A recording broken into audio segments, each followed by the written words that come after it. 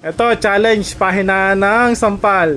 Pag mahina yung sampal niya sa akin, may 20 siya. Pero pag mas mahina yung sampal ko sa kanya, bibigyan niya ako ng 20. Okay? O, siya magbibenta. Sige.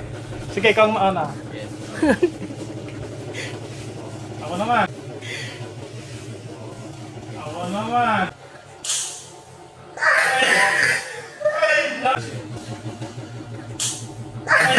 Ay, napakas.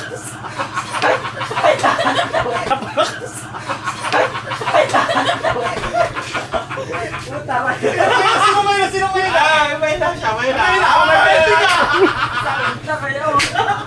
Nanalo ka! May 20 ka naman! Malaya.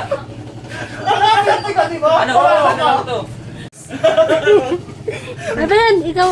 Ayaw mo na, nanalo ka ng 20, di ba? Wala. O, panalo ka ng 20, ha? Sabi kasi ang pahinaan. Oo nga. Eh, napalakas nga. Hindi ko sinasadya eh. Ayaw mo nang panalo ka. May 20 ka. Okay. Ang 20? Sali ka. Sali ka. Pahinaan ng sampal. Pahinaan, sampal. Pahinaan. Halimbawa, tayo magkalapit dalawa. O, kayong dalawa.